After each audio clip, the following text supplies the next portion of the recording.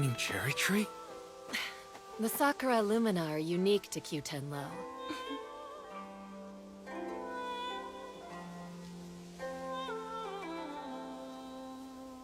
Well, it wasn't easy, but in the end, at least we all made it here. This place, it's where my mother and father were both born.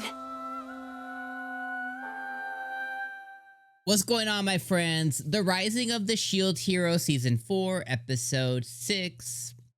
I always struggle with episodes like this, and the reason that I struggle is, did I like the episode? You know, and when it comes to episodes that are kind of like mid-season and transitioning, it's hard to review these without being like super nitpicky, super negative.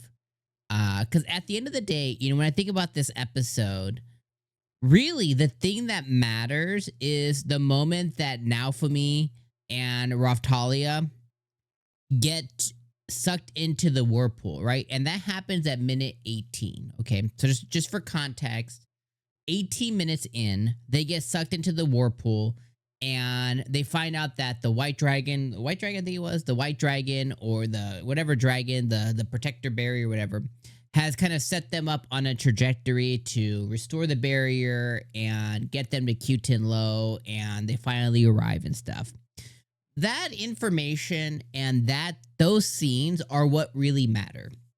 So if we think about it beforehand, you know, yes, there's one tiny scene of some random girl who looks, honestly, frankly, looks like Raphtalia's aunt. And I bet you, I bet my ass on it that that's Raphtalia's like shitty aunt or something. And they're partially the ones that conspire to get her family killed. And, you know, Raphtalia's royalty. So, you know, dad dipped out or mom dipped out, whatever it was. I think it was the dad.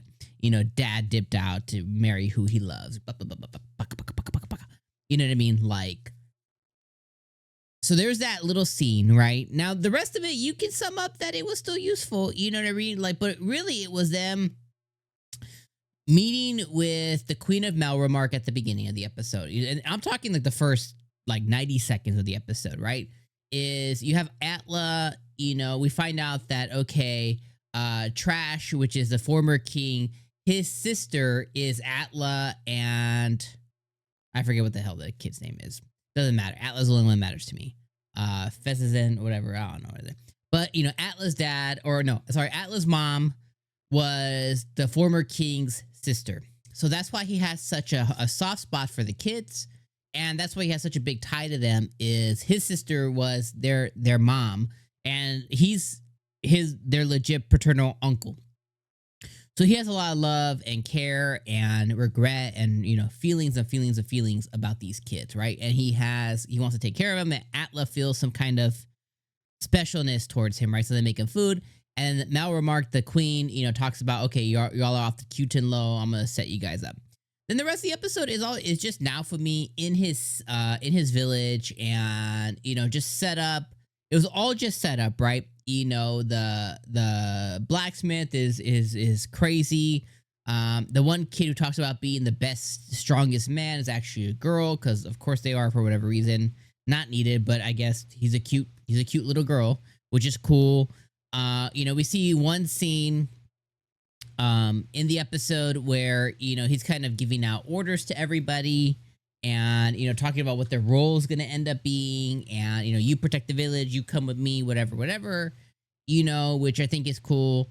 And, you know, we get a little, you know, little insight into kind of like how he's thinking and who he's going to bring. So he's like, yo, Ren, you know, the villagers are trusting you. You've gained popularity here. You go, you know, you stay with me. You know what I mean? Also, the brother's name is full. I keep forgetting this damn kid's name. And he's like, you know, 𝐒𝐡𝐚𝐧𝐬𝐭, you're going to come with me. You know what I mean? And, you know, it was just all set up.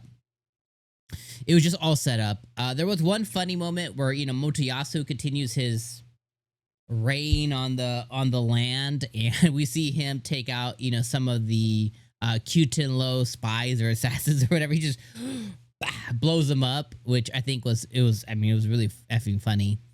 So that was a bright moment on it, you know, and then we just see them hitting the ship, and the 𝐜𝐡𝐚𝐧𝐧𝐞𝐥 assassins, come out and the whirlpool pulls them in.